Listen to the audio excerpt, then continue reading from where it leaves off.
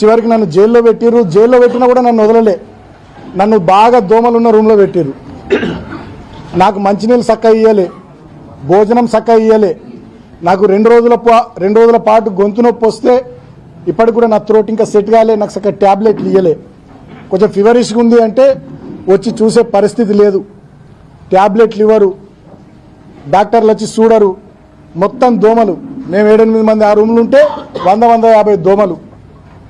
అంటే కావాలని చెప్పి మాకు రిస్ట్రిక్షన్స్, నువ్వు గిన్నెనే తిరగాలి, ఇగో గిదే బ్యారెకు, బయటకు పోవద్దు, న్యూస్ పేపర్లు ఇయ్యరు, పుస్తకాలు తెప్పించుకుంటామంటే దానికి కోర్టు నుంచి పర్మిషన్ కావాలంటారు.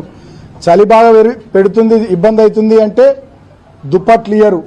మా శ్రీకాంత్ అని మా అడ్వకేట్ ఒక 3 రోజుల తర్వాత పాపం ఆయన పోరాటం చేసి నేను కప్పుకోవడానికి కూడా దుప్పటి, దానికోసం మా ఆదిలాబాద్ చెందినటువంటి శ్రీకాంత్ అనే అడ్వకేటు 3 రోజులు ఫైట్ చేయాల్సి వచ్చింది.